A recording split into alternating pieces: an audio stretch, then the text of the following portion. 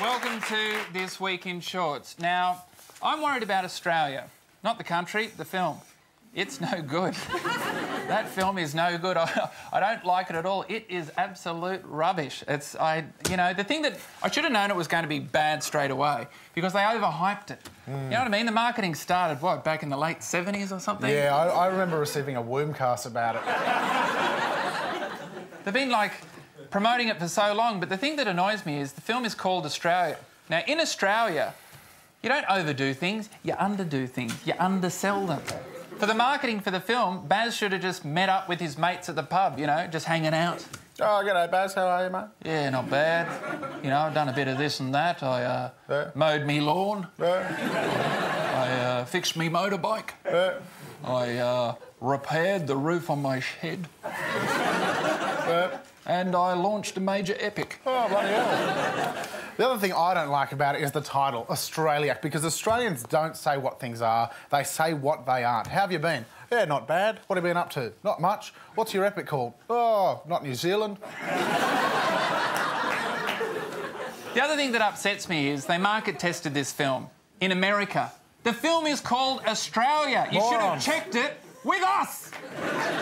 Checked if we liked it. And after all that market testing, they changed the ending. They decided that people wouldn't like it if Hugh Jackman died. I think I would have loved it.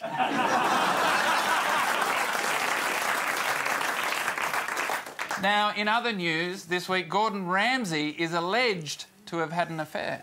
Which means we can expect his new TV show, Ramsay's Bedroom Nightmares. Look, I don't know what you're doing down there, but you're wasting my time, you're wasting your time. I don't know why I waited 50 minutes for this. It's limp, it's tasteless. I'm shutting this intercourse down.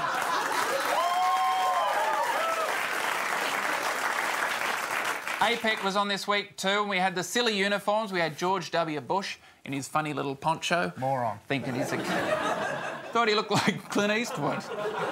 But he looks silly, and I know why he looks silly, because he doesn't care anymore. You know what I mean? He knows he's only got a couple of weeks to go. He's just biding his time. He's probably just walking around the White House, you know, pulling picture hooks out of the wall, spackling them over, trying to get his bond back. I mean, what do you reckon he's doing to pass the time?